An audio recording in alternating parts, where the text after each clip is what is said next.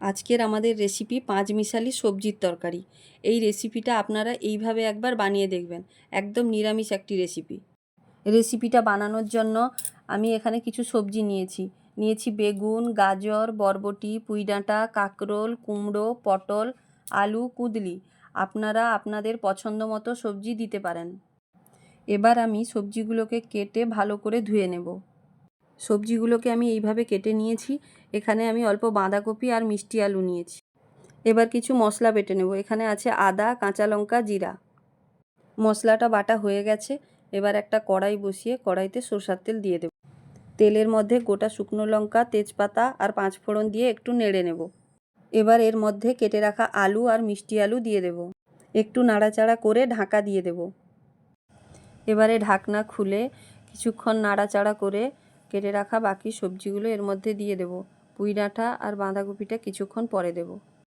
আগে এই সবজিগুলো দিয়ে পরিমাণ মতো লবণ দিয়ে নাড়াচাড়া করে ঢাকা দিয়ে দেব, যাতে সবজিগুলো হালকা সেদ্ধও হবে আর ভাজা ভাজাও হয়ে যাবে। এরপর ঢাকনা খুলে সবজিগুলো আবারও কিছুক্ষণ নাড়াচাড়া করে নিয়ে এর মধ্যে হলুদ গুঁড়ো দিয়ে দেব।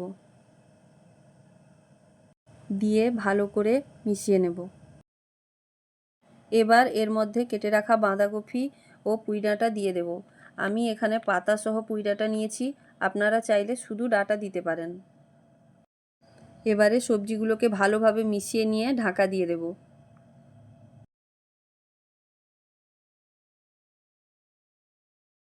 ঢাকনা খুলে আবারও নাড়াচাড়া করে নেব। আমি এখানে একটা টমেটো দিয়েছি। টমেটোটা দিয়ে একটু নেড়ে নিয়ে আদা, জিরে, কাঁচা লঙ্কার বাটা দিয়ে দেব। এরপর ভালো করে সবজির সঙ্গে মশলাটা মিশিয়ে কষিয়ে নেব। তারপর আবারও ঢাকা দিয়ে দেব। গ্যাসের আঁচটা কিন্তু এখানে মিডিয়ামে রাখতে হবে, কারণ আমি এখানে কোনো জল ব্যবহার করব না। ঢাকা দিয়ে মিডিয়াম আঁচে তরকারিটা বানিয়ে নেব। তরকারিটা এবার অলমোস্ট হয়ে এসেছে। এবার আমি এখানে 2 চামচ ম্যাগি মশলা দিয়ে ভালো করে মিশিয়ে নেব।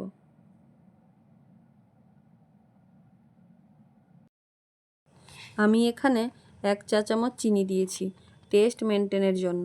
আপনারা চাইলে চিনি দিতেও পারেন, আবার নাও দিতে পারেন। এবার আমাদের পাঁচমিশালি সবজির তরকারি রেডি। আপনারা এটাকে সকালের জলখাবার বা রাতের ডিনারে খেতে পারেন।